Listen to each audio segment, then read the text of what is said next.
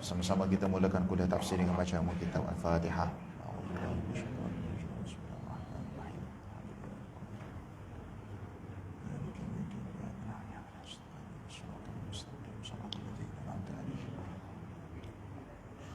Bismillahirrahmanirrahim. Alhamdulillahi rabbil alamin wassalatu wassalamu ala sayyidil anbiya'i wal mursalin wa ala alihi washabbihi ajma'in. Allahumma ja'al Qur'anal karima rabi'a qulubina wa nura sururina wa dhahaba humina wa ahzanina. Allahumma arhamna bil Qur'an waj'alhu lana imama wa nuran wa hudan wa rahmah.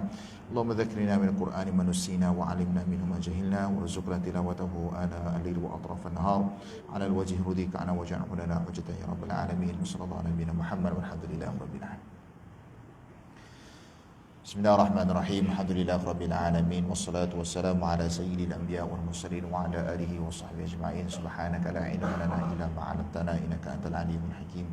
Allahumma rabbi shrah li sadri wa yassir li amri wa hlul 'uqdatam min lisani yafqahu qawli wa la haula wa la quwwata illa billahil aliyyil azim wa ba'd. Yang saya hormati barisan Tuan Imam, Tuan Bilal, para jurukuasa pegawai masjid, muslimin, muslimat, hadirin hadirat yang dirahmati oleh Allah Subhanahu wa taala.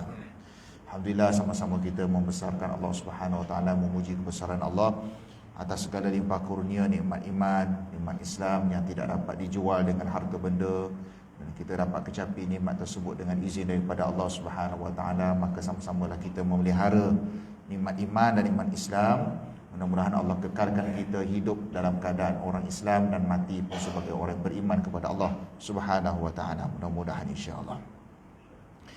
Tuan-tuan dan puan-puan dirahmati oleh Allah Subhanahu wa taala, masih lagi dalam tajuk besarnya berkaitan tentang hukum riba, dan muka kita punya perbincangan masih tertangguh pada perenggan yang keberapa? Muka 64. Perenggan ketiga. Kemudian Allah Taala Bismillahirrahmanirrahim. Qala musannif rahimahullah wa nafa'ana bi ulumi fid dharain. Amin. Kemudian Allah Ta'ala berfirman, a'udzubillahi minasyaitonirrajim, wa man 'ada, dan orang yang mengulangi, dan orang yang mengulangi, yakni kembali mengambil riba, artinya dia kembali mengerjakannya setelah larangan tersebut sampai kepadanya, maka dia wajib mendapatkan hukuman dan hujah telah tegak atasnya. Dalam ayat sebelum ni kita bincang tentang bagaimana Allah Subhanahu wa taala memaafkan bagi mereka yang pernah terlibat dengan hukum riba suatu masa dahulu atas beberapa sebab. Antaranya yang telah kita bincangkan, iaitu kerana situasi pada waktu tersebut tidak ada pilihan yang lain. Tidak ada pilihan yang lain dan kita terperangkap dalam sistem yang menyebabkan kita suka tak suka, itulah pilihan yang ada. Sedangkan ia merupakan satu keperluan dari sudut pinjaman, dari sudut pembelian dan sebagainya. Yang kedua, kerana waktu tersebut ilmu berkaitan tentang pengharaman riba ni tidak meluas. Ilmu berkaitan tentang pengharaman riba ni tidak meluas. Saya yakin mungkin tuan-tuan dan puan-puan pun hidup pada tahun sebelum ni, tahun 50-an, 60-an, 70-an, 80-an. Kuliah-kuliah majlis-majlis ilmu pada zaman tu. Saya rasa zaman tu cerita puasa, solat, haji. Ada cerita ke pasal riba ni, hukum jenayah, ekonomi Islam, ada ke? Tak ada kan? Zaman tu kuliah cerita pasal solat je lah. Solat, macam mana nak rukuk, tomak-ninah dia, rukun dia. Habis bab solat, masuk pula bab puasa. Habis bab puasa, bab zakat, bab haji. Habis cerita tu, patah balik. Patah balik, solat balik. Dah khatam pusing benda yang sama je. Dan tak pernah didedahkan tentang hukum hakam yang lain, terutamanya melibatkan urusan kehidupan kita seharian seperti jual beli, seperti muamalah dengan orang bukan Islam bersama orang Islam, hukum jenayah dan sebagainya. Jadi oleh kerana pendedahan tersebut agak kurang, pendedahan tentang hukum hakam berkaitan tentang riba ini agak kurang pada waktu tersebut, makna kita dalam keadaan tidak dapat maklumat lah. Tidak dapat maklumat sepenuhnya. Di samping tidak ada pilihan tadi, kerana semua sistem bank pada waktu tersebut memang tak ada pilihan, melainkan semuanya konvensional. Melainkan bila dah ada pada tahun sekitar 86 sehingga tahun 90, barulah adanya bank Islam yang memberi alternatif kepada seluruh kaum muslimin muslimat di Malaysia khususnya untuk menjauhkan diri daripada sistem konvensional dan beralih kepada sistem perbankan Islam. Jadi kata Imam Ibn Katsir menerusi firman Allah tadi, falahu ma salaf, yang dulu tak apa. Bahkan ramai di kalangan sahabat pun pernah terlibat dengan hukum riba ni, jual beli riba semasa sebelum Islam datang. Sahabat beli rumah, sahabat ada beli kenderaan itu, kuda dan sebagainya, yang mana sebelum Islam datang riba tu masih lagi diamalkan. Bahkan bila Islam datang pun, ketika mana Islam bertapak di Mekah, hukum hakam ni datang kemudian. Di Mekah, fokus dakwah Nabi adalah tauhid kepada Allah. Tu ya. Fokus dakwah Nabi di Mekah adalah menghapuskan syirik, membebaskan kaum Quraisy pada waktu tersebut daripada menyembah berhala kepada tauhid kepada Allah Subhanahu Wa Taala. Langsung tak bincang pasal riba di Mekah. Riba ni bincang di Madinah. Setelah mana Nabi berhijrah ke Madinah, barulah ada perbincangan tentang hukum hakam, halal, haram, dosa dan pahala yang melibatkan urusan seharian. Kebanyakannya dibincangkan di Madinah. Fokus dakwah Nabi di Mekah adalah tertumpu kepada tauhid semata-mata. Jadi ramai sahabat yang dah meninggal, ramai sahabat yang mati syahid di Mekah sebelum hijrah, pasti mereka ada yang dah terlibat dengan hukum riba. Sedangkan ayat riba belum turun lagi. Tapi bila ayat riba dah turun, adakah Allah suruh jual balik rumah tu? Tak. Adakah Allah suruh jual balik sebarang pembelian seperti kuda, unta, apa-apa sahajalah yang ada pernah terlibat dengan riba, Allah suruh jual balik ke tidak? Tidak. Allah suruh gunakan.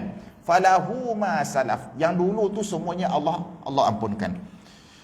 Pada perenggan ni Allah berfirman, wa man ada.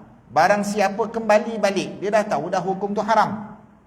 Ayat dah turun tentang pengharaman riba, maklumat dah sampai kepada dia, pilihan banyak, tetapi dia tetap mengambil hukum riba. Maka kata Imam Ibn Katsir, maka dia wajib mendapatkan hukuman. Artinya dapat hukuman dari sudut syarak lah. Syarak akan menetapkan hukuman bagi mereka yang terlibat dengan hukum riba, dan hujah telah tegak atasnya. Artinya pada hari kiamat ada sebab untuk Allah menghakimi, menghukum orang-orang yang terlibat dengan hukum riba. Oleh kerana itu Allah Ta'ala berfirman, faulaika ashabun nar hum fiha khalidun. Maka orang itu adalah penghuni-penghuni neraka, mereka kekal di dalamnya. Na'udzubillah.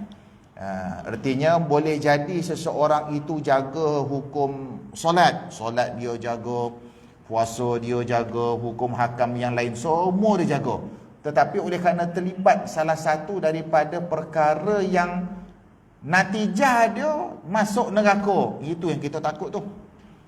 Sebab dalam banyak-banyak dosa, Allah Subhanahu Wa Taala, kalau Allah kaitkan dengan hukuman dia neraka, maknanya dosa tu berat. Tapi kalau dalam banyak-banyak dosa, Allah tak kaitkan terus dengan hukuman neraka. Artinya Allah kata perbuatan tu dosa. Allah tak sebut selepas tu faulaika ashabun nar. Buat macam ni Allah tak sebut faulaika ashabun nar. Artinya dosa tu masih lagi pada tahap yang boleh diampunkan oleh Allah. Selagi mana bertaubat kepada Allah, selagi mana dia rasa iktiraf, dia maksudnya insaf dengan dosa yang telah dilakukan, dia menyesal di atas dosa yang telah dilakukan, dia boleh kembali kepada Allah. Tetapi kalau dosa yang diiringi perbuatan itu Allah larang, habis je ayat ada perkataan faulaika ashabun nar, maknanya dosa yang disebut tadi adalah dosa yang besar. Jadi kena berhati-hati dalam perkara-perkara yang melibatkan pantang larang dan sempadan yang telah digariskan dari sudut syarak, supaya kita tidak melampaui daripada batasan tersebut. Abu Dawud telah meriwayatkan dari Jabir bin Abdullah, ia berkata ketika turun ayat allazina ya'kuluna ar-riba la yaqumuna illa kama yaqumu alladhi yatakhabbathu asy-syaitanu minal mas. Orang-orang yang makan, yakni mengambil riba, tidak dapat berdiri melainkan seperti berdirinya orang yang kemasukan syaitan lantaran tekanan penyakit gila. Rasulullah sallallahu alaihi wasallam bersabda, "Man lam yadharil mukhabarah falyu'dhin biharbin minallahi wa rasulih," atau kama qala. Yang bermaksud, barang siapa yang tidak meninggalkan mukhabarah, yakni menyewakan tanah dengan imbalan sebahagian hasil buminya, maka ia telah mengumumkan perang terhadap Allah dan Rasulnya. Nampak dia punya bahaya tu, kesan riba tu. Seolah-olah kata Nabi, dia isytihar perang dengan Tuhan. Isytihar perang dengan manusia pun dah nampak kesan dia. Sebuah negara perang dengan negara, berapa ramai kematian yang terlibat dengan peperangan tersebut. Ini perang, isytihar perang dengan raja kerajaan langit dan bumi. Sekiranya terlibat dengan riba, kita nampak biasa ya. Sebab itu dari sudut syarak ni, kita tidak boleh menghukum perkara kecil itu kecil. Kerana boleh jadi ia kecil pada pandangan manusia, tetapi ia besar di sisi Allah Subhanahu wa taala. Sebagaimana dalam surah An-Nur juzuk 18, Allah berfirman, "Wa tahsabunahu hayyina wa huwa 'indallahil 'azim." Boleh jadi kamu menyangka perkara tu kecil. Kamu menyangka benda tu ringan. Alah, benda kecil ya, kesalahan kecil ya. Kamu anggap benda tu kecil. Wa huwa 'indallahi 'azim. Sedangkan dosa tu di sisi Allah besar. Kita nampak benda kecil ya. Contoh yang macam tadi disebut salah satu daripada kategori riba, iaitu al-mukhabarah. Apa dia al-mukhabarah? Mukhabarah ni adalah apabila pemilik tanah menyewakan tanah kepada orang lain, sewaan tersebut berdasarkan kepada keuntungan hasil tanah. Contohnya, dia ada kebun. Ada kebun 1 ekar. Kat kampung ke, kat mana-mana kawasan, dia ada simpan satu tanah. Tanah dia dalam 1 ekar lebih kurang kebun. Jadi dia tak tahu cara nak usahakan. Jadi dia pun upahlah kepada orang kampung, siapa-siapa nak usahakan, saya sewakan tanah ni, tanamlah. Nak tanam pokok pisang ke, nak tanam pokok rambutan ke, pokok durian ke, apa-apa projek nak tanam, tanamlah. Cara kiraan sewa dia adalah berdasarkan kepada hasil keuntungan pokok tu, buah-buahan yang dijual. Bukan dia letak atas tanah. Artinya dia letak di atas keuntungan hasil jualan. Orang tu mungkin dia usahakan tanah, dia tanam pokok rambutan, dia tanam pokok pisang, maknanya dia nak jual buah pisang, dia nak jual balik rambutan. Jadi dia sewa tuan tanah tadi, dia sewa tanah itu berdasarkan keuntungan kawan tu. Hukum sewa tanah berdasarkan keuntungan itu dinamakan sebagai al-mukhabarah. Islam larang. Islam larang daripada melakukan sewaan tanah berdasarkan kepada keuntungan hasil jualan pokok-pokok buah-buahan tersebut. Kenapa Islam larang? Kerana ketika mana hasil jual tanah, sewaan tanah tersebut diukur dengan nilai keuntungan buah-buahan, dia tak sentimpal. Dia tak sentimpal. Pertama, ada beberapa sebab. Yang pertama adalah jual buah-buahan ni dia ada pasang turun naik. Ada musim kadang-kadang buah tu laku. Ada musim kadang-kadang buah tu tak laku. Dan tak semua orang nak beli buah. Tak semua orang nak beli buah. Berapa banyak? Katalah sini dah ada kedai buah, depan tu pun ada kedai buah. Sila-sila orang tertumpu kedai ni pula orang tak pergi. Jadi maknanya dia ada pasang surut, kejap naik, kejap turun dari sudut jualan. Jadi macam mana nak menyewa, nak bayar sewa dengan jualan yang ada pasang surut? Tak boleh letak harga tanah berdasarkan kepada jualan pasang surut. Itu yang pertama. Yang keduanya, katakanlah peniaga tersebut bulan ni untung dia 1,000 contoh. Yang tanam pokok tadi tu, bukan tuan tanah, yang mengusahakan tanah tu. Dia jual buah dia, dah tanam pokok pisang, pokok rambutan, pokok durian semua contohnya, bulan tu untungnya 1,000. Bulan depan mungkin tak dapat 1,500. Adakah sewaan tersebut kena kekal 1,000 juga walaupun bulan depan dia tak dapat 500? Tak boleh, dah jadi zalim. Kalau tuan tanah kata bulan ni 1,000, bulan depan pun 1,000, sedangkan bulan depan ni mungkin untung 500. Ketika itulah berlakunya unsur riba. Jadi maksudnya nak sewa tanah boleh tak? Boleh, tak ada masalah. Sewa atas nama tanah. Sewalah, saya nak sewakan tanah ni kira kaki persegi, kira cincai-cincai. Saya sewakan sebulan 1,000. Awak nak buat apa, buatlah. Awak nak tanam pokok ke, nak buat projek apa ke, tapi bulan-bulan 1,000. Jadi artinya dia sewa bukan imbalan kepada hasil orang tu manfaatkan tanah. Dia sewa kerana tanah tu sendiri, mengikut kaki persegi ke dan sebagainya, bukan dilihat kepada keuntungan projek. Maka itulah dipanggil sebagai al-mukhabarah. Maka dari sudut syarak, Nabi bagi pesan, barang siapa yang tidak meninggalkan, duk amalkan mukhabarah lagi, masih mengamalkan mukhabarah, suka mengambil kesempatan di atas keuntungan orang lain, iaitu sewa tanah untuk projek penitanaman pokok dan sebagainya, maka ia telah mengumumkan perang terhadap Allah dan Rasul. Penindasan seumpama inilah yang dipanggil sebagai riba. Sebab itu dalam Islam amat menitik beratkan dari sudut hak antara seorang Muslim dengan Muslim yang lain. Islam datang setiap aspek, daripada sekecil-kecil manusia, bayi yang baru lahir, dah hak dia dipelihara oleh Allah dan Rasul, sehinggalah kepada insan itu meninggal dunia. Daripada kecil, umur 1 hari, Islam dah hak jaga hak seorang bayi, sampailah dia membesar sehingga dia bertemu dengan Allah. Kesemuanya ada pertimbangan dosa dan pahala. Maka siapa yang ambil hak orang lain, mengambil hak orang lain secara zalim, Allah murka. Murkanya Allah itu barangkali pada pandangan manusia kecil, alah tak ada apa pun. Dia anggap benda tu biasa. Bukannya saya buat jenayah bunuh orang. Sebab pandangan manusia ni sempit.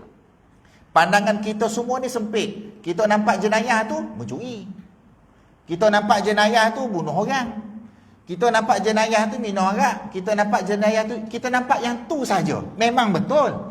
Tetapi banyak lagi aspek lain yang luar daripada kotak pemikiran manusia yang dia anggap sebagai benda tu kecil, tetapi dari sudut hukum Islam dia adalah haram. Contoh yang tadilah, benda kecil ya sebenarnya, tak ada apa pun. Saya sewa tanah, tapi awak bayar kepada saya berdasarkan keuntungan awak jual buah. Nampak tak ada apa, biasa. Tetapi rupa-rupanya Allah dan Rasul larang. Bahkan beratnya dosa tersebut, seolah-olah kata Nabi, dia yang mengamalkan tu seperti dia mencabar Tuhan.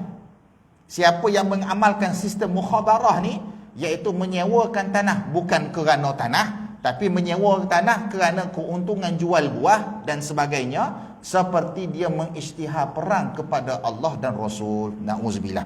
Jadi boleh jadi benda tu kecil pada pandangan kita, tetapi kena hati-hati. Boleh jadi ia besar di sisi Allah Subhanahu Wa Taala. Dan hari ini pun kalau kita lihat dari sudut situasi semasa umat Islam pada hari ini, kita risau, kita bimbang. Kita bimbang, kenapa kita bimbang? Kerana persepsi umat Islam di Malaysia khususnya, selagi mana Tuhan tak turun bala, maknanya dosa tu kecil. Dia nampak seolah-olah hujan tak turun pun, ribut tak datang pun, jadi dia rasa selagi tak turun tu, seolah-olah apa yang dia buat tu Tuhan tak marah pun. Seolah-olah apa yang dia lakukan tu adalah benda kecil. Anytime boleh istighfar balik, Tuhan ampunkan, lepas tu buat balik. Jadi pertimbangan seumpama itu rasa macam seolah-olah mencabar Tuhan. Dan banyak kali dah kita bincang tentang bagaimana rahmat Allah ke atas umat ni kerana kasih sayang Allah kepada Nabi sallallahu alaihi wasallam. Allah tangguhkan azab, Allah tangguhkan dosa. Kalau tengok tuan-tuan di media sosial pada hari ini, sangat-sangat takut. Sangat-sangat takut. Apa yang berlaku menzahirkan isi hati dalam masyarakat umat Islam pada hari ini di Malaysia. Tahun 80-an, 90-an, kita tak tahu isi hati orang. Sebab apa? Sebab semuanya ada esok khabar je. Apa saja maklumat esok khabar, itulah kita tahu. Dan kita tak tahu kawan kita sokong tak maklumat tu, kawan kita bantah tak maklumat tu. Hari ini semua maklumat di hujung jari. Orang sokong tak sokong, terus bagi komen. Dia sokong ke, dia benci ke, dia bantah ke, dia terus bagi komentar dan menzahir, meluahkan apa yang terbuku dalam hati. Tahun 80-an, 90-an kita tak tahu hati orang. Zaman sekarang kita boleh tahu hati orang menerusi apa yang dia tulis, apa yang dia komen, apa yang dia bagi respon, reaksi terhadap sesuatu isu. Antaranya isu-isu seperti musibah yang berlaku kepada orang, kita mengambil kesempatan di atas musibah tersebut. Hati-hati tu. Boleh jadi musibah tu berlaku pada seseorang, kita doa anggap ini hukuman daripada Allah. Rupa-rupanya musibah tu pada pandangan kita, tapi pada pandangan Allah, Allah nak angkat darjat dia. Allah turunkan ujian sebab Allah sayang kepada dia. Ingat, Allah sayang, Allah bagi ujian. Allah kalau tak sayang, Allah tinggalkan kita tokontang-kanting, lalai dengan dunia, tertipu dengan nikmat dunia. Allah biarkan kita dalam keadaan lupa kepada Allah, itu bukti Allah tak sayang. Tapi bila Allah sayang hamba dia, Allah akan turunkan ujian. Ketika mana hambanya sabar di atas ujian, semakin tinggi darjat dia, kedudukan dia di sisi Allah Subhanahu wa taala. Rupa-rupanya kita nampak itu musibah, tetapi di sisi Allah dia adalah ujian. Akhirnya kita pun kata, itulah padan muka engkau. Siapa suruh buat macam padan muka? Ini hukuman daripada Allah. Kita pula menentukan sesuatu yang bukan daripada ilmu kita. Bahkan belum tentu lagi ramai-ramai itu ada yang mengejek lagi. Mengejek pun ada dan sebagainya. Amat merisaukan. Jadi kita kena berhati-hati. Pesan saya pada diri saya dan kepada kita semua, apa sahaja yang berlaku kepada persekitaran kita, jangan kita mengambil kesempatan. Terutamanya melibatkan hak orang lain. Hak orang lain ni jangan, hati-hati. Sehingga kan sewa tanah pun Allah kata seperti mana, Nabi kata seperti mana mengisytiharkan perang terhadap Allah dan Rasul, apatah lagi hak-hak yang lain. Jangan kita mengambil kesempatan. Ingat, contoh sehari dua ni kes apa? Contoh sehari dua ni kes alif. Huruf alif, tahu tak alif? Tuan-tuan tak tahu lah, tak tahu tak payah cerita lah. Dia, kalau saya cerita jadi tak ada feeling, tak ada respon, sebab tuan-tuan tak tahu alif tu apa. Tak tahu tak tahu, tak apa.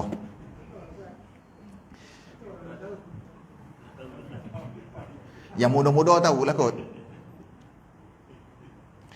Abu Daud, tengok nota kaki di bawah 82. Hadis daripada Abu Daud. Hadis ini bertaraf dhaif. Namun kita tengok dia punya penjelasan. Penjelasan tentang kedhaifan riwayat ini bisa dilihat dalam kitab tersebut. Selanjutnya Syekh Albani berkata telah benar adanya larangan tentang mukhabarah berdasarkan jalur periwayatan yang lain dari Jabir radhiyallahu anhu yang diriwayatkan oleh Muslim dan selainnya. Akan tetapi larangan ini jika membawa kepada sikap merugikan dan penipuan, dan larangan ini sama sekali tidak berkaitan dengan upah mukhabarah meskipun dilakukan dengan emas atau perak, sebab terdapat banyak riwayat sahih yang membolehkan hal itu. Penjelasan tentang masalah ini bisa anda kaji dalam kitab-kitab besar seperti Nailul Awtar karangan Imam Asy-Syaukani rahimahullah. Baik, maksudnya apa? Maksudnya sekiranya sewa tanah tersebut tidak ada unsur penindasan dan mengambil hak atas orang lain, maka sewa tanah tersebut dibenarkan. Tapi kalau sewa tanah tersebut ada unsur-unsur mengambil hak orang lain, contohnya seperti tadi, dia sewa tanah dengan harga yang jual beli hasil tu adalah berbeza antara satu tempoh dengan satu tempoh, maka penetapan harga sewa tanah tersebut dikira sebagai riba. Yang keduanya, antara hak orang lain yang kita telah terambil secara tak sengaja dalam kes mukhabarah ni adalah apabila sewa tanah tersebut diletakkan pada harga yang tetap berdasarkan kepada keuntungan yang ada pasang surut. Contohnya tadilah, artinya bulan ni mungkin kawan tu untung 1,000, bulan depan untung 500, tapi tuan tanah kata awak tetap kena bayar 1,000 juga. Sebab dia cas di atas keuntungan. Kalau dia cas 1,000 tapi bukan atas keuntungan, awak nak buat projek apa, buatlah. Saya cas 1,000 ni kerana tanah ni harga pasaran dia. Harga pasaran semasa sekian-sekian, berapa kaki persegi, saya nilai-nilai balik, saya letak harga 1,000. Awak nak buat apa, buatlah. Jadi harta tersebut ataupun tanah tersebut disewakan mengikut nilai pasaran, dia tidak ada kaitan dengan unsur riba. Tetapi kalau dicas, diletakkan di atas keuntungan hasil bumi, maka di situ adalah hukum terlibat dengan hukum mukhabarah. Bila terlibat dengan hukum mukhabarah, maka ia dilarang dari sudut syarak. Hadis ini diriwayatkan juga oleh Al-Hakim dalam Mustadraknya, dan ia mengatakan darjah hadis ini sahih sesuai dengan syarat Muslim, akan tetapi Al-Bukhari dan Muslim tidak meriwayatkannya. Baik, mukhabarah itu diharamkan. Mukhabarah itu diharamkan. Kita lihat pada nota kaki. Menurut kebanyakan fuqaha, yakni ahli fiqh, bahawa mukhabarah dan muzara'ah itu bermakna sama. Sebahagian melihat mukhabarah dan muzara'ah itu maknanya sama. Muzara'ah apa? Muzara'ah sama dari sudut ta'rifan, iaitu menyewakan tanah bagi tujuan pertanian. Menyewakan tanah bagi tujuan pertanian. Sewa tanah bagi tujuan pertanian, kalau sewa kerana tanah dibenarkan dari sudut syarak. Tapi kalau sewa tanah kerana nak hasil, sewa, nilai sewa berdasarkan kepada hasil pertanian, maka hukumnya terlibat dalam mukhabarah ataupun dipanggil sebagai muzara'ah. Baik, apa dia mukhabarah? Mukhabarah itu diharamkan, iaitu menyewakan tanah dengan imbalan sebahagian hasil buminya. Sewa tanah, syarat sewa tersebut adalah ikut nilai berapa keuntungan daripada jualan hasil bumi, seperti buah-buahan, sayur-sayuran dan sebagainya. Demikian pula muzabanah, iaitu membeli kurma basah yang masih berada di atas pohon dengan pembayaran kurma kering yang sudah ada di tanah, sudah dipetik. Dia tanah tersebut disewa mengikut nilai harga kurma. Kurma basah yang berada di atas pohon, dia beli kurma basah nilainya dengan kurma kering yang dah jatuh ke tanah, dia kira sekali. Kurma yang dah jatuh dengan kurma yang masih elok di pohon, di pokok yang belum jatuh, sepatutnya jual beli dia berbeza dari sudut harga. Yang dah jatuh artinya yang dah buruk. Yang dah buruk mesti nilai dia lagi rendah daripada yang berada di atas pokok. Sekarang ni yang atas pokok harga dia contoh RM10 sekilo, yang bawah pun kira RM10 sekilo juga. Jadi maknanya ada penindasan. Yang atas ni RM10 sekilo tak apalah, sebab memang harga dia pasaran semasa contohnya, sebab buahnya masih elok. Yang dah jatuh ni pun nilainya sama macam buah yang elok, maka di situ adalah hukum riba tadi. Itu dipanggil sebagai hukum riba. Sepatutnya yang atas tu RM10 sekilo, yang bawah tu lagi kurang lah. Boleh jadi RM3 je, sebab dia dah buruk, dah jatuh. Tak boleh diletak harga senilai dengan setanding dengan harga kurma yang masih elok. Itu dipanggil apa? Muzabanah. Dan muhalaqah, iaitu pembelian biji yang masih melekat pada tangkainya di ladang dengan biji yang sudah ada di tanah. Biji yang ada di tangkai dengan biji yang ada di tanah yang jatuh ke tanah dipanggil muhalaqah. Konsep yang sama. Semua itu dan juga seluruh praktik jenisnya diharamkan untuk menghalangi jalan menuju inti riba, kerana kesamaan dua barang tersebut belum diketahui sebelum keduanya benar-benar kering. Kita tak tahu lagi nilai dia. Dia jatuh ke tidak, dia rosak ke tidak, elok ke tidak, nilai dia pula berapa dari sudut pasaran semasa. Boleh jadi waktu tersebut macam durian lah contoh. Durian kan pasang surut nilai dia. Mula-mula musim datang mahal lah. Dah hujung orang tak berapa nak beli, harga durian pun jatuh. Maknanya dia bukan kekal daripada awal musim sampai akhir musim sekilo RM8, sekilo RM6. Tak. Mula-mula yang mahal sikit, sekilo RM10 ada. Durian kampung contoh kan, kadang-kadang sekilo RM10 ada, sekilo RM8. Tapi bila dah hujung, semakin lama semakin tua. Jadi artinya pasang surut dari sudut jualan hasil bumi ni tidak boleh diukur untuk berapakah harga yang sesuai dalam bayaran sewa tanah. Itu dipanggil sebagai mukhabarah ataupun muzabanah ataupun muhalaqah dalam konteks riba. Perkara ini merupakan perkara yang paling rumit bagi kebanyakan ulama.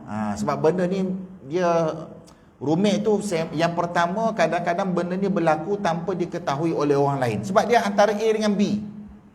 Kan ni kes ni dia berlaku antara A dengan B. Maknanya orang lain semua tak tahu, polis tak tahu, orang jabatan agama tak tahu, sebab dia orang kampung. Dia sendiri antara orang kampung contohnya. Tuan tanah dengan orang kampung yang nak sewa tanah. Siapa tahu? Boleh jadi ahli keluarga pun tak tahu. Dia antara A dengan B. Benda ni tak boleh nak dikawal. Tinggal lagi kalau ada kesedaran tentang hukum riba tu haram, insya-Allah dia akan hindar daripada sewa tanah berdasarkan kepada hasil bumi. Tapi kalau dia tak tahu, dia nampak inilah masa dia. Dia nak ambil kesempatan di atas keuntungan orang. Jadi bila dah ambil kesempatan, di situlah ada berlakunya proses mukhabarah dan tak ada siapa pun tahu. Dia hanya melibatkan dua orang, antara tuan tanah dengan penyewa tanah. Sebab lain ulama rasa rumit dalam bab ni kerana benda ni terlalu kompleks. Benda terlalu kompleks. Nak pula kalau tak ada peraturan. Tidak ada peraturan dari sudut kita panggil tak digazetkan dari sudut peraturan. Macam mana kita nak kekang? Benda ni bukan satu benda yang boleh nak disekat. Benda ni ada melibatkan hak peribadi orang. Tanah dia nak sewa, nak buat apa? Hak dia. Jadi tidak ada satu peraturan tetap untuk mengekang daripada terlibatnya hukum hakam riba.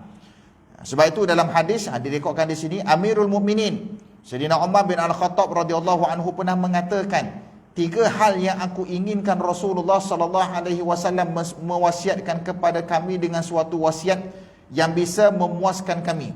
Amirul Mukminin Umar bin Al-Khattab pernah mengatakan, kalau boleh aku nak dengar wasiat daripada Nabi tiga benda. Yang mana kalau dengar wasiat ni, insya-Allah rasa lega, seronok. Sebab apa rasa seronok? Sebab tiga perkara ni adalah perkara yang rumit. Tiga masalah ni kalau Nabi cerita lebih detail, insya-Allah kami nampak. Tapi oleh kerana benda ni isu yang kompleks, isu yang tak boleh nak diselesaikan dalam tempoh yang pendek, yang dekat, benda ni terlalu rumit untuk dibincangkan, maka Amirul Mukminin mengharapkan mudah-mudahan Nabi ada wasiat. Tapi Nabi tak wasiatkan, Nabi tinggalkan tu dalam kategori perbahasan ulama. Antaranya masalah apa? Iaitu yang pertama masalah al-jaddu, bahagian warisan kakek. Kakek ni maknanya orang tua lah. Di dalam kes ni al-jaddu ni melibatkan atuk sebenarnya. Maknanya si mati, ada ayah, ada atuk. Si mati, bila dia mati, ada orang lagi tua daripada dia. Si A meninggal dunia.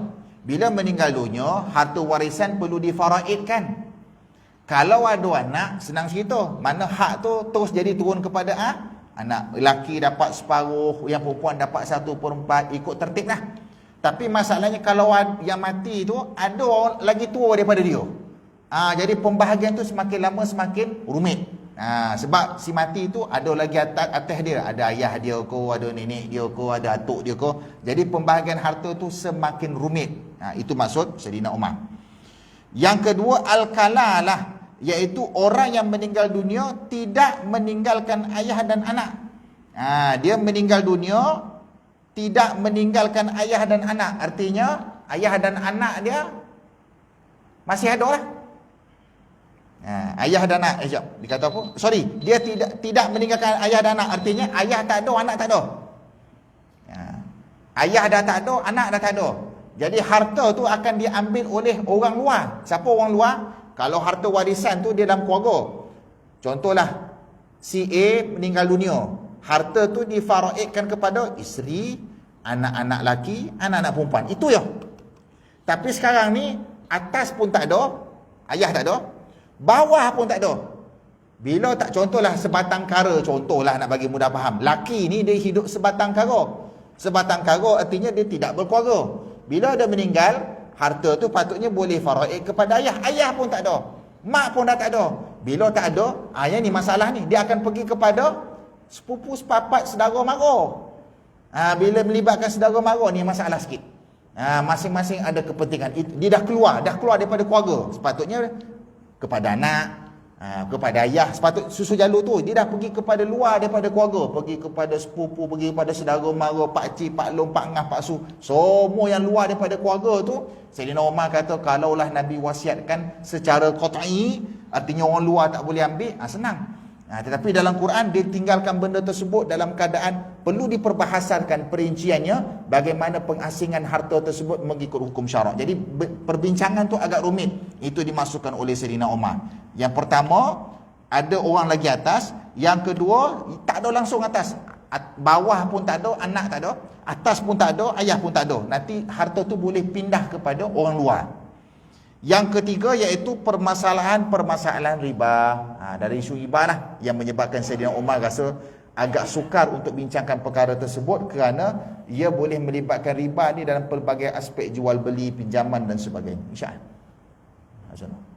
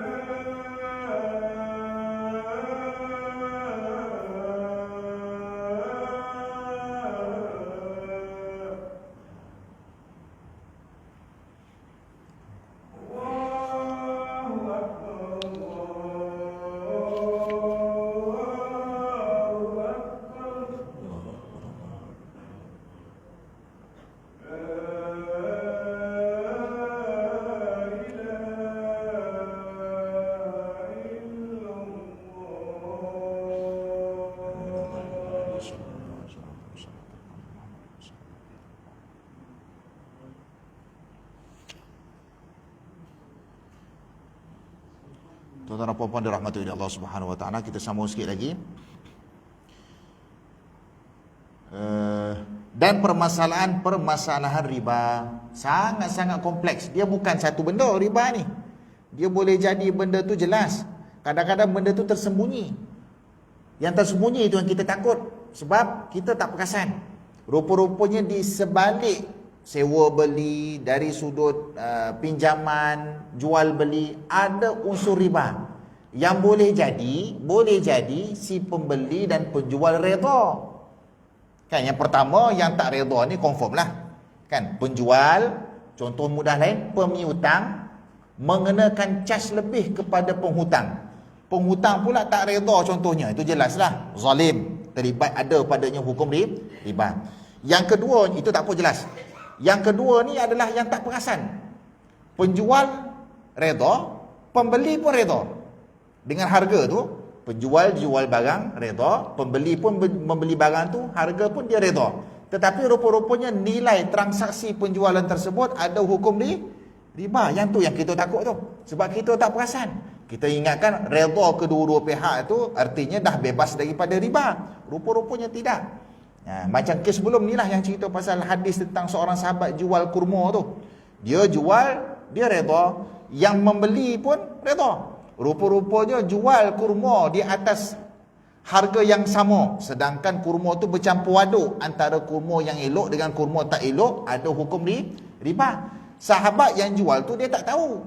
Maksudnya dia tak tahu benda tu haram. Kaedah jual seumpama itu haram, dia tak tahu. Dia ingat campur je lah, kurma elok, kurma tak elok, jual 6 kilo, tolak.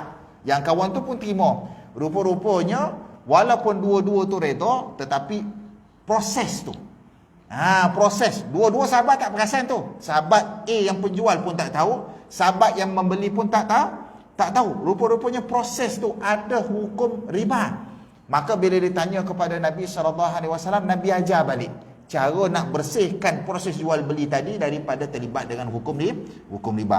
Jadi masalah riba ni sangat-sangat sukar untuk dikhususkan perbincangannya. Dia bukan nampak okey A, nampak A macam ni, senang.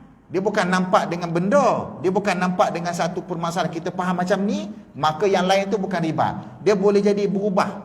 Dia berubah dalam macam ni, dia berubah macam ni, dulu lain, sekarang lain, dia mengikut konteks situasi semasa. Dulu macam jual beli lah. Dulu zaman dulu mana ada jual beli barang online ni? Shopee ko, Lazada ko apa, dulu tak ada. Tapi sekarang dah ada. Bila sekarang dah ada, kena tengok pula di situ ada tak hukum riba. Jadi 10 tahun akan datang kita tak tahu macam mana. Kecanggihan teknologi itu 10 tahun akan datang kita tak tahu macam mana. Bila ada teknologi yang lagi baru, kita kena tengok dari sudut syaraknya, ada riba ataupun tidak. Jadi benda tu sentiasa berkembang. Riba ni dia boleh berkembang mengikut konteks zaman pada waktu tersebut. Oleh kerana itulah Sayyidina Umar kata benda ni sangat-sangat rumit.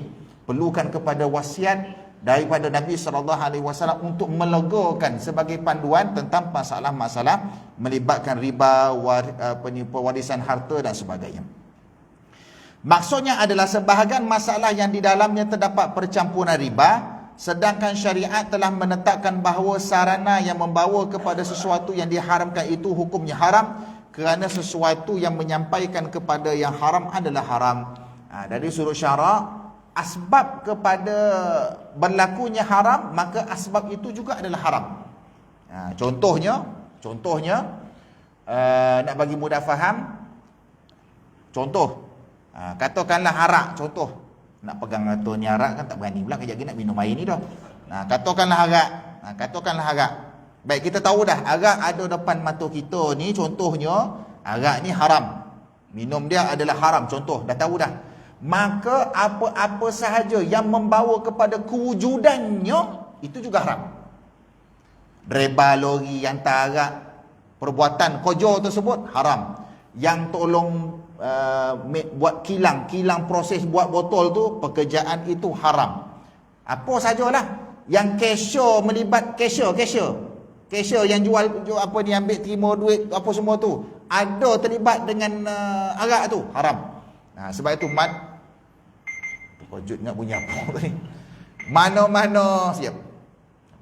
Mana-mana kedai, mall dan sebagainya. Kalau ada penjualan arak, sepatutnya diasingkan antara makanan yang haram dengan makanan yang halal. Minuman yang haram, minuman yang halal. Yang pertama kena asing makanan tu, supaya orang tahu, orang Islam tahu, oh ni sudut makanan halal, ni sudut makanan haram, minuman haram. Yang keduanya, pastikan jual beli tersebut diasingkan. Sebaiknya ada kaunter cashier khas untuk jual beli yang melibatkan makanan dan minuman haram. Dan cashier tersebut mestilah orang bukan Islam. Makna kalau ada satu sudut, satu kawasan, ini semua makanan tidak halal, non halal. Jadi tak payahlah arak tu orang ambil, orang yang minum arak ni lah, orang bukan Islam yang minum arak ni, dia ambil, dia pergi bayar dengan cashier yang bercampur aduk dengan kedai apa ni, makanan-makanan lain. Tak boleh, sebab cashier situ adalah cashier open. Cashier open ni ada orang Islam, ada orang bukan Islam yang bertugas, yang kerja tu. Sepatutnya ada cashier khas dalam kedai tu, dalam sudut tu. Boleh faham ya? Jadi dia apa saja yang menyumbang, apa saja menyumbang kepada kewujudan arak juga dipanggil haram. Pertama sekali, arak tu memang dah haram. Siapa yang mewujudkan dia? Siapa yang menyokong dia? Yang menyokong kepada benda haram juga adalah haram. Begitu juga dalam konteks riba. Proses tu haram, tetapi siapa yang bawa? Siapa yang tanah tu atas nama siapa contohnya? Siapa yang menyokong? Siapa yang jadi saksi pula? Saksi akad ketika tu. Maka apa saya menyumbang kepada berlakunya riba, maka kesemua yang terlibat itu terlibat dengan proses riba. Sebagaimana tidak sempurna kewajipan kecuali dengan sesuatu, maka sesuatu itu menjadi wajib. Nah, ini senanglah. Dalam kaedah fiqh menyatakan, dalam kitab usul fiqh, dalam kaedah usul fiqh menyatakan, malam yatimul wajibu illa bihi fahuwa wajib. Sesuatu kewajipan tak sempurna kena ada dia, maka dia tu pun wajib. Contoh yang paling mudah adalah dari sudut konteks tutup aurat. Tutup aurat bagi seorang lelaki, contoh kitab fiqh kata aurat dalam mazhab Syafi'i, aurat bagi seorang lelaki adalah antara pusat dengan lutut. Maksudnya pusat bukan aurat. Pusat bukan, nak bagi faham dulu. Kan jangan dapat video ni kan dia potong kerat sekat kan nanti viral. Ustaz kata pusat tak aurat. Bagi faham dulu.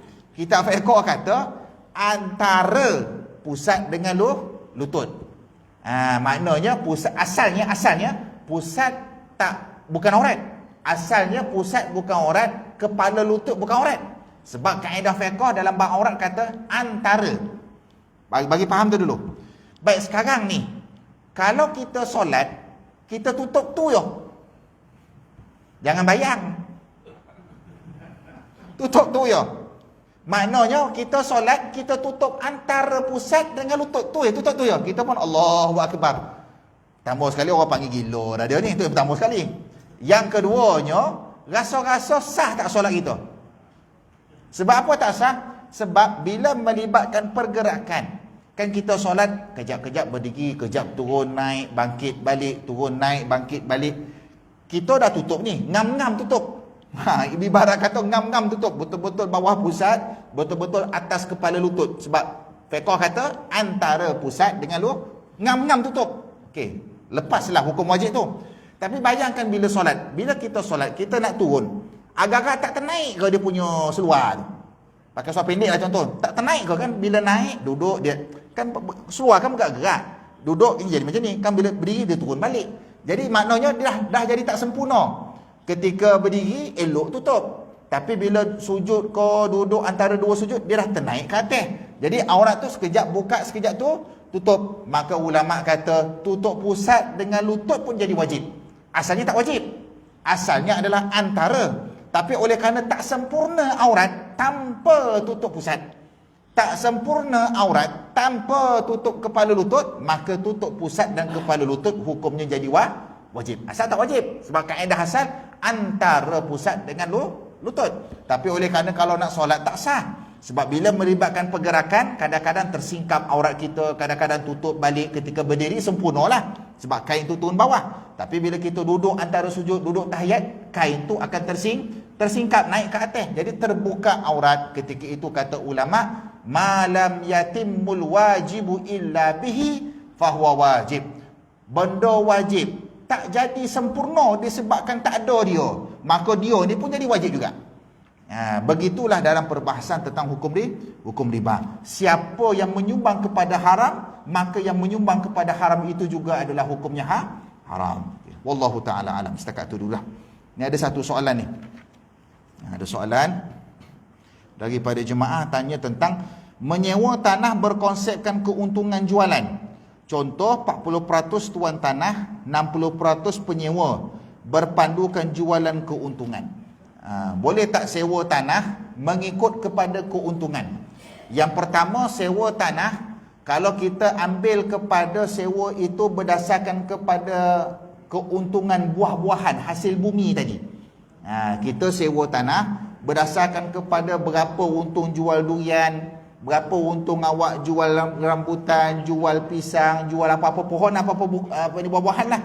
Hukumnya terlibat dalam bab mukhabarah.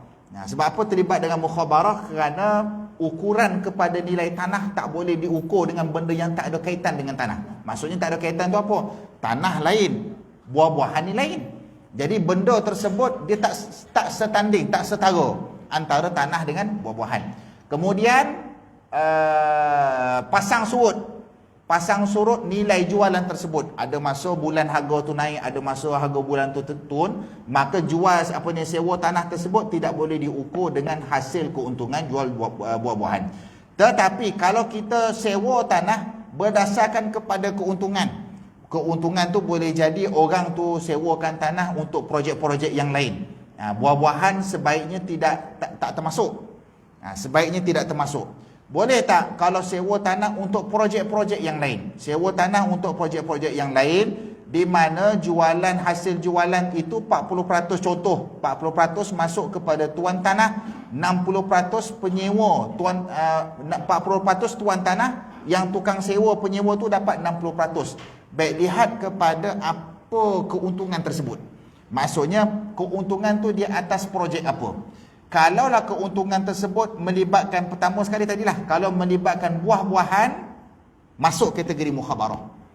Kalau keuntungan itu ataupun sewaan tanah tu melibatkan buah-buahan, dia boleh muzara'ah, buah-buahan apa semua tadi itu terlibat dalam konteks riba. Kalaulah dia melibatkan selain daripada buah-buahan, contoh apa, sewa tanah buat apa? Buat hardware, buat kedai lah contohnya kan. Buat hardware macam mana? Tak kisahlah, contoh dia ada tanah, kemudian sewa tanah tersebut, apa lagi saya tak nampak lah, sewa tanah bukan untuk pertanian. Ayam, okey, katalah berdasarkan kepada ayam, sewa tanah berdasarkan kepada ayam. Baik, sewa tanah berdasarkan pada perladangan kan? Pertanakan, berdasarkan pada pertanakan. Tengok kepada keuntungan. Baik, cas kepada keuntungan tersebut, sebahagian ulama memang berpandangan termasuk dalam kategori mukhabarah tadi. Sebahagian ulama memang lihat kepada mukhabarah. Oleh kerana ada yang berpandangan mukhabarah, sebaik-baik ditinggalkan. Tetapi kalau tak ada unsur-unsur riba. Apa unsur riba? Unsur riba secara umum iaitu meletakkan sesuatu melebihi daripada had, mengambil kesempatan di atas orang lain, hak orang lain. Kalaulah kedua-dua pihak tersebut contohnya faham bahawasanya pertenakan tadi, ni tuan tanah, ni seorang dia sewa tanah, dia bela ayam, bela lembu. Tuan tanah tu faham, lembu ada pasang surut contohnya, ayam ada pasang surut, ada masa dia naik, ada masa dia turun. Tuan tanah kata tak ada masalah. Tak ada masalah. Maka dia pun sewa berdasarkan kepada persefahaman tersebut. Bagi saya secara peribadi tak ada masalah, sebab tidak ada unsur penindasan. Selagi mana jangan sampai satu tahap, bulan ni sepatutnya kena bayar macam ni juga. Yang kawan tu kata, alah ayam tak banyak terjual, ayam tak banyak sangat terjual bulan ni. Tuan tanah kata tak boleh, kena letakkan harga sekian ni juga. Ketika itu ada unsur riba. Tapi kalau tuan tanah tahu, bulan tu ayam tu tak berapa nak terjual sangat, tak apalah, yang mana terjual je lah. Yang mana terjual. Secara peribadi saya rasa lebih baik elakkanlah. Walaupun boleh sebab tak ada unsur penindasan, kan, sebab dia ambil kepada keuntungan. Kalau time untung banyaklah. Tapi kalau time tak berapa nak untung, sikitlah dapat. Sebaiknya ditinggalkan. Kenapa ditinggalkan? Sebab dia jual ataupun dia sewa tanah bukan berdasarkan kepada nilai tanah. Contoh nak bagi mudah faham, yang kita dah bincang dulu. Pastikan kita jual beli dengan sesuatu yang ada nilai pasaran. Contohnya kita jual air, kita jual nasi. Kita bagi orang air, kita bagi orang nasi, orang bagi kita apa? Orang bagi kita duit tu ada nilai tak ada nilai? Ada nilai. Itulah yang dipanggil jual beli. Itu dipanggil jual beli. Sekarang ni kita bagi dia tanah, nilai sewa tu bukan kepada asbab tanah, tapi dia ditimbang dengan berapa ekor ayam. Dia bagi jadi macam tak sama, pertimbangan tak sama. Artinya tanah disamakan dengan ayam.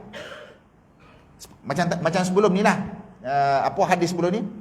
Allahumma salli ala Muhammad. Saya lupa satu hadis tentang seorang sahabat, dia tolak satu barang yang mana barang tu tak sama. Contohnya beras dengan lain, beras dengan ayam. Ada bincang sebelum ni kan, beras dengan ayam. Dia pun letak beras 10 kilo, ayam dia ambil seekor. Dia pertama barang tak sama. Yang kedua nilai. Barang tak sama tak apa. Dari sudut syarak boleh lagi. Tapi dari sudut nilai, pastikan kalau beras tu harga dia RM20, ayam tu pun mesti dengan harga RM20. Baru sama. Sekarang ni tanah dengan ayam. Macam mana nak ukur tanah tu dengan ukur ayam? Boleh faham tak? Kalau tanah tu harga dia RM100,000, boleh tak kita samakan dengan ayam berapa ekor tu jual nak dapatkan nilai RM100,000 tu? Payah tu nak ukur tu. Boleh dapat ke ayam terjual dengan harga RM100,000? Kalau ayam tu boleh dapat terjual dengan harga RM100,000, tak ada masalah. Tapi sekarang ni nak menyamaratakan dua benda yang bercanggah sebenarnya. Kan? Tanah lain. Boleh faham tak ni? Saya pun nak cerita. Saya bagi contoh lain, apa lagi contoh nak bagi faham. Sistem dulu barter. Sistem barter apa? Tolak benda sama, senang. Beras dengan beras, ayam dengan ayam, tak ada masalah lah. Sekarang ni kita nak tolak benda yang tak sama. Boleh tak tolak benda tak sama? Beras dengan ayam, tak sama. Beras dengan duit, tak sama. Beras, duit. Maka ulama bincang tentang hukum ni, jual beli ni. Sah ke tidak tolak benda tak sama? Beras dengan ayam ataupun tolak beras dengan duit? Sah tak kedua-duanya? Ada syarat dia. Yang pertama, pastikan proses tersebut, tolak ambil tu, jual beli tu, pastikan benda tu ada nilai. Apa ada nilai? Macam tadilah duit, ada nilai. Boleh jadi orang tu tolak dapat duit, boleh jadi orang tu tolak dapat emas, boleh jadi orang tu tolak beras dapat perak, tak kisahlah. Tapi kedua-duanya ada nilai. Beras ada nilai, perak, emas, duit ada nilai. Itu yang pertama syarat. Yang kedua, kalau tak boleh samaratakan, pastikan kalau tak boleh sama jenis, pastikan kedua-dua tu sama dari sudut harga lah. Dari sudut harga, nilai tadi harga lah, maksudnya harga. Contoh yang tadi beras dengan duit, tak ada masalah. Sebab apa? Duit tu ada nilai, laku. Sekarang ni beras dengan ayam. Boleh tak saya jual awak beras, awak jual kepada saya ayam? Boleh tak main tolak macam tu ya? Hukum dia tak sah tolak macam tu ya, walaupun kedua-dua pihak redha. Tak apalah saya tolak beras saya jual pada awak. Sebab dia jual, dia bukan sedekah. Kalau sedekah lain, ambillah hadiah lain. Sekarang ni adalah isu saya jual beras 10 kilo, yang kawan tu pun dia jual, saya jual kepada awak pula ayam sekor contoh. Yang ni jual beras 10 kilo, yang ni jual kepada kita ayam sekor.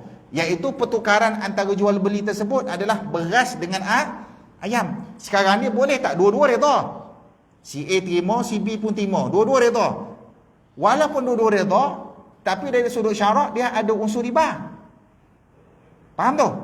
Kat mana ribanya? Iaitu riba pada nilai dia. 10 kilo beras, nilai dia adakah sama dengan ayam sekor? Nak tengok situ. Kalaulah kita jual beras Kita jual, Ahmad jual kepada Yusuf beras, Yusuf jual kepada Ahmad ayam. Ahmad pun tolak beras 10 kilo. 10 kilo hari ini mungkin dalam RM40 lah contohlah. Beras 10 kilo RM40. Dia Yusuf jual kepada Ahmad ayam seekor. Siapa yang untung? Seekor ayam. Ahmad dia ada beras, dia bagi 10 kilo. Okey, tak apalah saya jual awak beras 10 kilo. Bukan hadiah bukan sedekah, ni dia, niat dia jual. Yusuf pun alhamdulillah, terima kasihlah jual kepada saya beras 10 kilo. Saya jual kepada awak ayam seekor. Siapa yang untung? Yusuf lah, sebab dia dapat beras dengan nilai lebih daripada ayam yang dijual kepada Ahmad. Walaupun dua-dua redha, di situ ada riba. Jadi artinya kalau nak buat sewa beli dan sebagainya, pastikan ada persamaan nilai. Pastikan ada persamaan nilai. Jadi tanah dengan peternakan tadi, contohnya peternakan, nak sama ratakan tu macam payah. Macam mana nak sama ratakan nilai tanah dengan nilai ayam terjual? Agak payah sikit lah. Kebanyakan kata harus, sebab dia konsep dia bukan tetap, bukan rate tetap. Rate tetap ni awak untung ke, awak rugi ke, awak tetap kena bayar. Itu rate tetap, itu jelas. Tapi sekarang ni isunya adalah yang melihat kepada aspek tak orang kata tak disyorkan sangat ni adalah kerana macam mana nak samakan nilai tanah dengan nilai harga ayam. Jadi sebaiknya sewa tanah kerana tanah. Sebaik-baiknya sewa tanah kerana tanah. Bukan sewa kerana tanah kerana keuntungan penternakan. Jangan sewa tanah kerana keuntungan penternakan. Takut-takut nanti di sebalik keuntungan tersebut kita tak perasan. Rupa-rupanya nak menyamaratakan tu pun dah payah dah. Takut-takut nanti boleh terlibat dengan hukum riba. Sewalah berdasarkan kepada tanah. Orang tu untung banyak mana, bukan kaitan perjanjian. Perjanjian kita masuk akad, saya sewa, macam sewa rumah lah. Macam sewa rumah. Sewa rumah katalah bulan-bulan kita dah tetapkan RM500. RM500. Tak kisahlah dia kerja apa pun. Tak boleh kita, saya sewakan rumah berdasarkan kepada gaji awak. Kalau dia gaji tetap tu boleh tahan lagi. Dia pula kerja dia apa? Kerja meniaga nasi lemak berdasarkan kepada keuntungan nasi lemak awak. Kalau hari ni untung awak lebih, awak kena bayar lebih, sewa pada saya. Bulan ni lebih sikit sebab awak nasi lemak laku, awak kena bayar lebih. Bulan depan tak apa-apa. Jadi macam mana nak samakan nilai rumah dengan nasi lemak? Payah. Nak letakkan harga rumah dengan nasi lemak, beras dengan ayam tu gagah lagi. Ni rumah dengan nasi lemak. Jadi payah nak mengukur antara dua benda yang berbeza. Jadi sebaik-baiknya saya sewa rumah sekian harga. Awak kerja bank ke, awak bos syarikat ke, token minyak ke apa ke, saya tetapkan saya sewa kerana harga pasaran semasa RM500. Dah habis cerita. Selamat daripada riba. Itu sebaiknya. Sebaiknya macam itulah, wallahu taala alam. Nanti kalau ada perbahasan nanti saya akan tambah pada kuliah akan datang insya-Allah. Sikit jelah sebab saya tak ada kelas pula ni.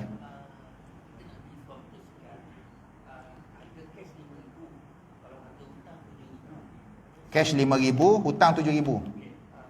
Soalan pertama, perbezaan antara RM5,000 dan RM7,000 adalah kira riba.